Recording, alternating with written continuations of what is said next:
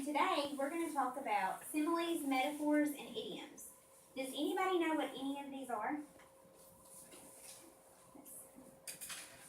Brady? Similes, or I can't remember which one, but one of them is like a, I can't remember which one it is. It's a simile, and they compare, it's a comparison between two things using the words like or as. So good one. Does anybody know any of those? Words that mean the same thing as another word? No. A metaphor is a comparison between two things, just like a simile, but you don't use like or as. For example, let's see. The words are chains of lead. You're comparing the words to chains of lead, but you're not using like or as. A simile example would be, her smile is as warm as a quilt. You're comparing her smile to the warmth of a quilt, but you're using the words like or as. Does anybody know what an idiom is? An idiom is like another way. An idiom is describes something, but like it exaggerates. Like her neck is as long as a giraffe's. Well, her neck is as long as a giraffe is a what? Simile. It's a simile because you're using like or as. But I get what you're saying. An idiom is an expression with a non-literal meaning. So, for example, give it a shot. What does give it a shot mean? Try. So, it's an expression, but it's not a literal meaning. See eye to eye. What does that mean? You see eye to eye? You agree? You understand? You're on the same page? Okay? So what I'm going to do is y'all are going to work in your groups. And I'm going to give each of the groups 2 sentences. And y'all are going to work together to try to figure out which type of figurative language it is, whether it's a simile, a metaphor, or an idiom. And y'all are going to work together, and I'll walk around and help y'all. And then we'll share with our groups what we came up with out loud to everybody so we can kind of understand. Just try to kind of work kind of quietly, but you can still follow. We just don't want it to be real loud.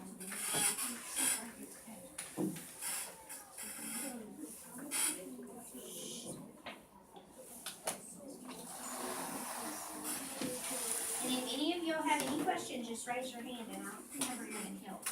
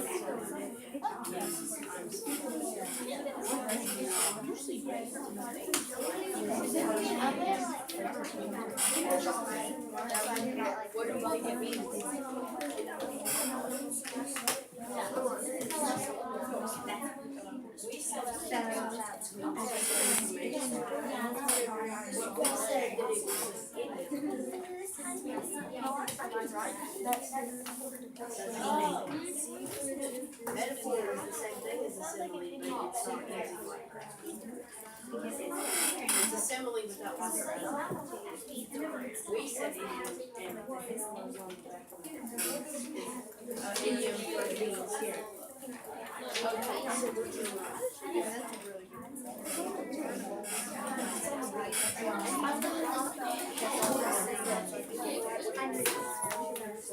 Is everybody finished? Is everybody done? Okay.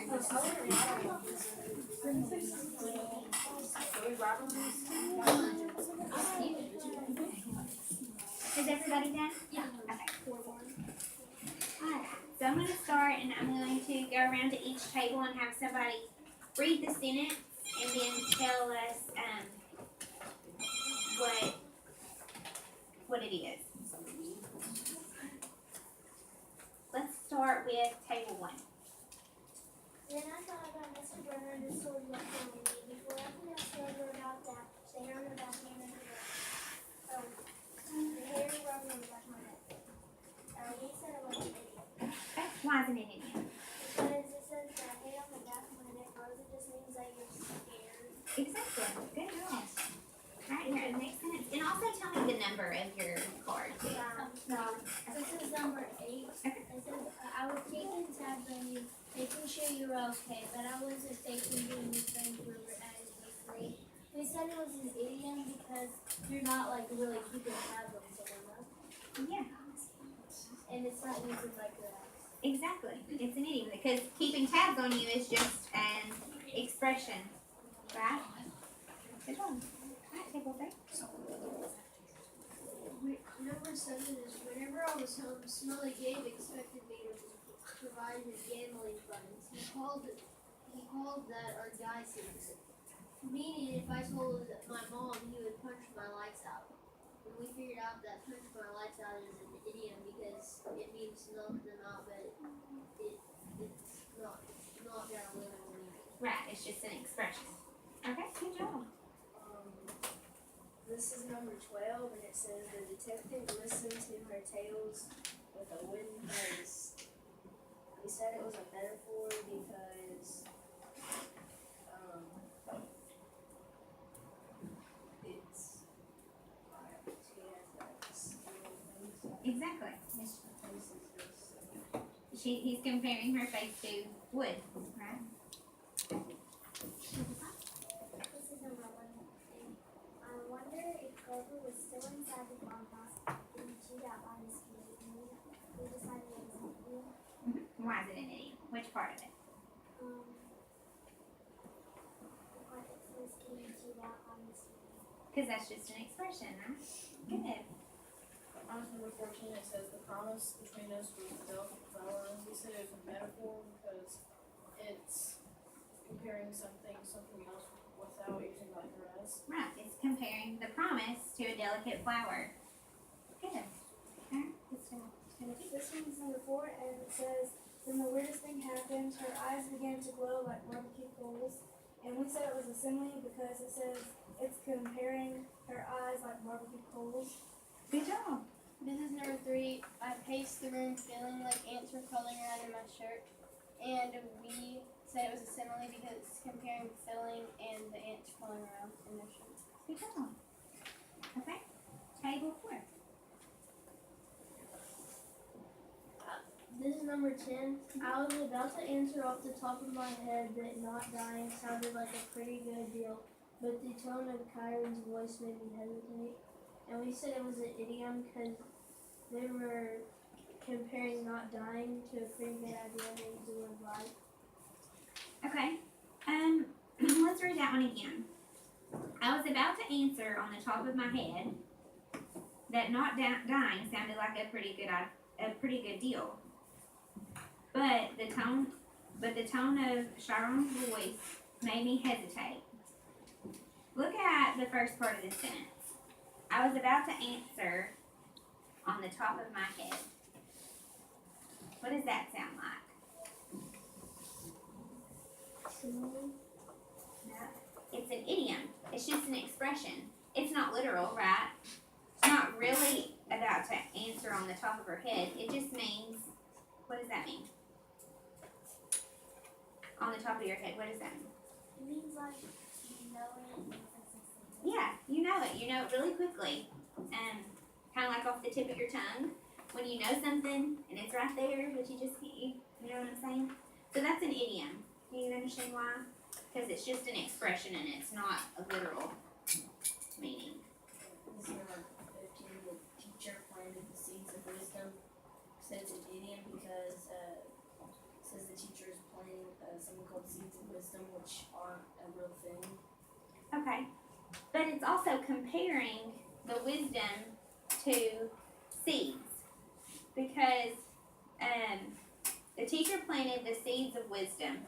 Of course, she's not really planting seeds, but she's comparing the wisdom that she's giving her students to like planting a seed in a garden. So that one's a metaphor.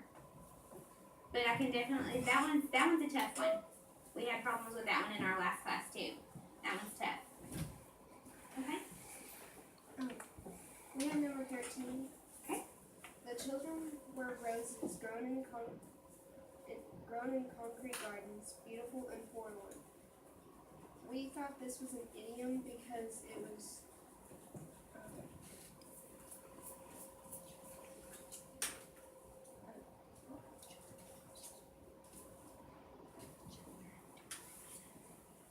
Okay. The children were roses grown in concrete gardens, beautiful and farland. Okay.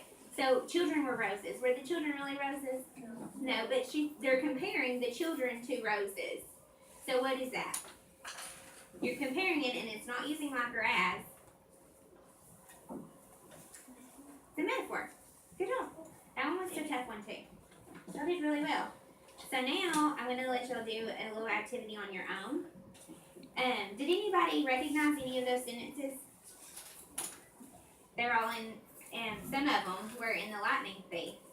So now I'm going to give you a worksheet, and it's got the definitions on the top as a reference of idiom, metaphor, and simile. And each of these sentences are from the lightning thief. You're going to circle the part of the sentence that's figurative, and then you're going to write what type, whether it's a simile, a metaphor, or an idiom, and then you're going to write why. It says, I know this because, and you're going to write why. And I'll be walking around and I can help you if you need it, okay?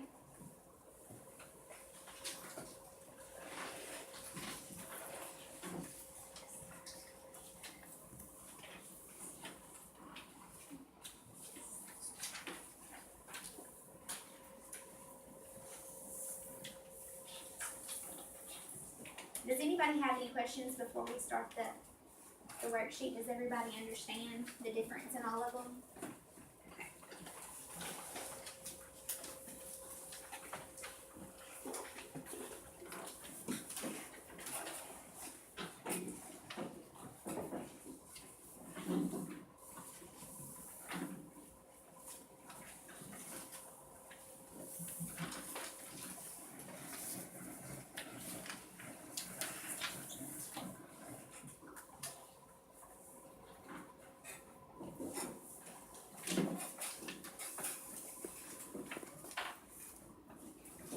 Like I said, if you have any questions, y'all can go ahead and get started.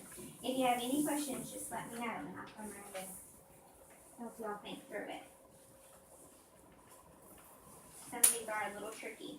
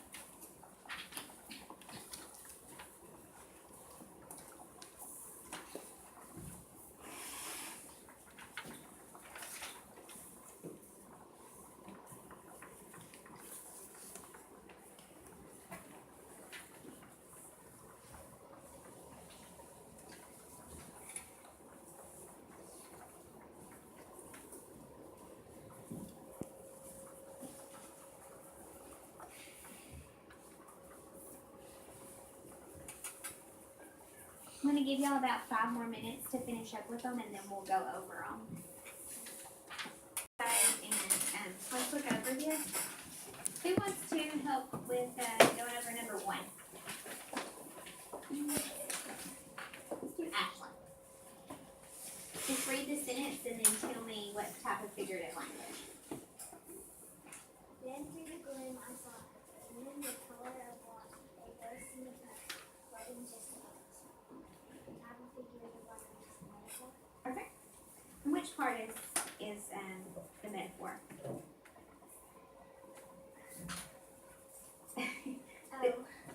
It's okay. What did you put for why you knew that was a metaphor? is comparing the woman to the color one.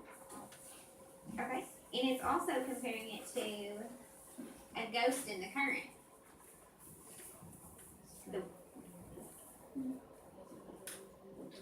It's okay. That one is a tricky one. We got number 2. Then through the Ares grabbed the shield and spun it in the air like a pizza dough. It changed form, melting into a bulletproof vest. The type of figurative language is simile, and it's the shield spun. Ares grabbed the shield and spun it in the air like a pizza dough. I said I noticed because it compares a spinning shield to pizza dough. Exactly. That's good. Good job. Number 3. Let's see. Violet? I felt something rub against my leg. I looked down and almost shot out of the water like a Ballistic. ballistic missile. The figure language is a simile. The simile is I looked down and almost shot out of the water like a Like a ballistic missile. missile. And I know this because it's comparing shooting out of the water and the ballistic missile. Good job. Awesome. Number 4. Let's see. Colton? No, Grover told me. You've learned that your plans really bite. The type of figurative language is idiom. I noticed because it's not comparing it, just an expression. Good job. Really bite. I've learned that your plans really bite is just an expression and it's not literal. Good job. That's an idiom. Number 5. Let's see.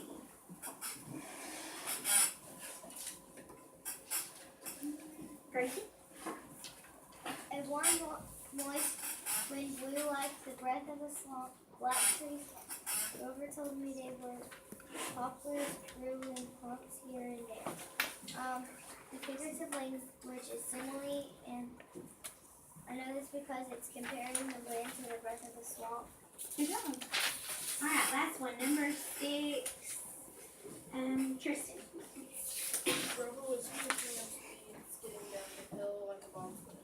The type of figurative language is simile. I know this because they're comparing his running with a bobsled using light. Good job. Y'all did really good. Alright, now let's try to, can anybody come up with a simile that's not on the paper, just off the top of your head? Can anybody think of something? Spencer. Her neck is as long as a giraffe. Yeah, good. Because we're using what to compare? Ass. Ass. Good job. Let's see. Evan? The cactus was as sharp. The cactus spines were as sharp as a knife. Good. And we're comparing it using as. Good. Dead as a doornail. Good job. That one's good. She's as pale as a ghost. Pale as a ghost. What about an idiom?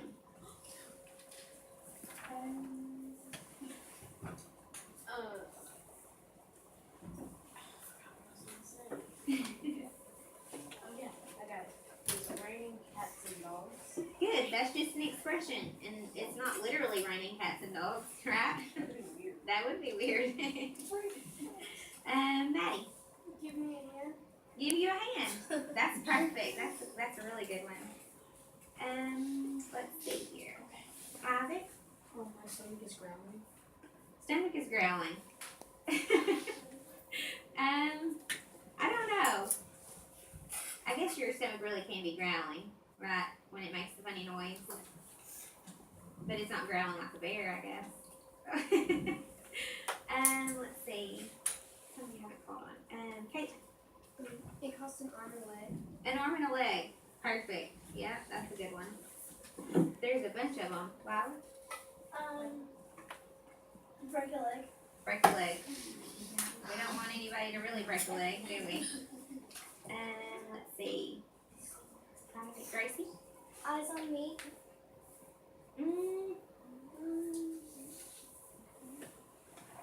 I don't know if that's really one, because you really could. That could be literal. You could, all eyes on me. Everybody look at me. Kick the bucket. That's a good one. That's a good one.